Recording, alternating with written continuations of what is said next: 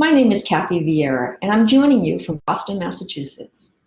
Today, I invite you to go on a journey with me during our time together. We will step outside the world of education. We will explore our lives in retail, entertainment, and healthcare, and take a look at how personalization has permeated our lives as digital citizens. After our exploration, we will come back to education to think about what personalization means for learning. Accelerated by the COVID-19 crisis, we're at an inflection point in the learning experience. Many of the personalized capabilities that have seemed so far off in the distance are now right around the corner. Here at Blackboard, I serve as the Chief Strategy, Portfolio, and Marketing Officer. I joined Blackboard more than 16 years ago, inspired by the opportunity to help lead the next wave of edtech innovation. Blackboard is a leading education technology company supporting over 150 million learners, parents, educators, and administrators in every region of the world. With our global footprint, powerful technologies, and education expertise, we are uniquely positioned to lead the industry to a personalized experience. This journey to personalization is critically important because we believe that learner success at scale is achieved through a personalized user experience. Our mission to advance learning is in service of learners, educators, institutions, all of you here today, helping you meet your goals today and prepare for tomorrow. Now that you know a little about me and Blackboard, let's embark on that journey. Like most technology companies, we keep track of what's taking place in other industries, both to inspire our own innovation, but also to help us anticipate learner, educator, and administrator expectations. Let's reflect on the path to personalization in retail. I grew up with a traditional experience, brick and mortar shopping that required me to visit a store near my home during normal business hours and to select from in-stock products. As home internet connections became more common in the 1990s and the early 2000s, the digitization of the shopping experience began evolving. Enhancements like Amazon's one-click checkout, patented in 1997 and licensed to other online resellers like Apple in 2002, made online shopping easier than ever before.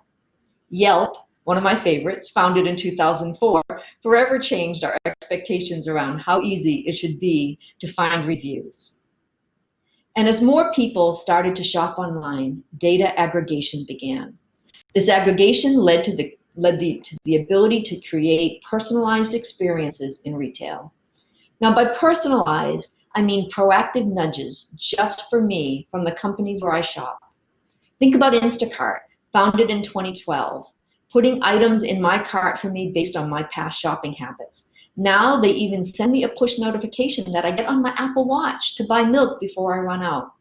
This is truly customer first retail. My life is easier. I can focus on other things because these personalized experiences save me time and money. And the journey continues. In 2019, Alibaba rolled out a new architecture that leverages AI to power personalized recommendations. It's an area that we continue to watch closely. Now let's look at entertainment. The story here is similar to what we observed in retail. Rigid schedules are enhanced through technologies like DVRs in the early 2000s. 5 to 10 years later, streaming services enable even more flexibility for viewers and unlock data aggregation at scale. Soon after, we see profiles on most streaming services, creating customized experiences for each user, even within the same household. Now, just like in retail, personalization is being innovated in entertainment. Apple, Hulu, and Netflix all use their data insights not just to prioritize content for each user, but to also create new content. And as we turn to healthcare, you'll see a similar trend arise yet again. We saw an uptick in the adoption of digital tools in healthcare between 2010 and 2020. In 2015, a Nielsen study showed that 28% of Americans were using a patient portal, 13% increase from the previous year. And while patient portal use enabled patient and physician communication, it also enabled data aggregation. A study of this aggregate data revealed that email communication between physician and patient was linked to better health outcomes. This is a very powerful finding. Patient portals also put lab and test results directly in the hands of patients for self-review and for easy sharing with other providers. And now a new generation of personalized patient portals can send us notifications when lab results are ready, send nudges for visits based on best practices for screening, and enable patients to communicate directly with doctors and nurses. Patients have joined their own care team, empowered to participate in the process and be informed by data insights. And the research proves that this behavior leads to better outcomes. Now let's take our journey back to education. In addition to the trends around us, we also need to think about the learners we are serving today. Generation X has lived with this full personalization transformation. Millennials began to enter adulthood in the midst of the enhanced phases of retail and entertainment. So while they may remember the transition, they largely expect personalization. And Gen Z, they just started in higher ed in the last 5 years, they likely don't remember a retail experience that isn't personalized. These three generations sit side by side in today's student body. This mix of expectation underscores the need for personalized learning at scale to support the diverse needs of each generation. Looking at the model again, education has remained in the enhancement phase for a long time. We certainly have come a long way from the traditional experience. At-home internet connections became widespread in the early 2000s. Online programs began to serve new populations. Between 2003 and 2013, online student enrollment increased for 10 consecutive years. And innovation and expanded offerings continue today. In just 2019, Syracuse University launched the United States' first fully accredited online law program. So here in 2020, what can we learn from these industries? From retail, we take the concept of push notifications, the anticipation of needs, and the simplicity of the experience, from one-click shopping to pre-populated shopping carts. The learning experience should be this easy. From entertainment, we take the idea of data-informed content creation. Imagine a world where educators can use content that they know leads to the right learning outcomes for the unique students in their class. And from healthcare, we observe that a focus on the patient leads to an improved outcome. So just as patients are joining their own healthcare teams, students are partnering with their educators and institutions to drive their own success. We define personalization and learning as educators and institutions providing learners with an experience that enables their individual success. This common focus on learning success, supercharged by the data to help drive it, provides a powerful opportunity to advance learning. And now, here's where things get really interesting. As a global education community, we've been moving in this direction for 2 decades. Many of our clients, many of you, were leading digital transformations across your campuses long before 2020. Institutional plans to enable virtual learning at scale weren't hatched because of COVID-19. It's just that the implementation was sped up as circumstances required it. And we know that this is not a temporary shift. The use of digital technology for learning is here to stay, both to fully enable virtual courses, fully virtual courses, and to complement face-to-face programs. And suddenly we have access to the aggregated data we need to personalize learning. These data points are a snapshot of the scale of the data we've been able to aggregate in 2020. We've cataloged billions of interactions inside our learning management system and virtual classroom solutions, millions of downloads of alternative content types, thousands and thousands of student support interactions. COVID-19 enabled us to build on data from all learners, not just the subset of learners that were using digital technology prior to the COVID-19 crisis. With the access to the data needed to bring this personalized, learner-focused learner success-focused vision to life, we can now bring together the essential components.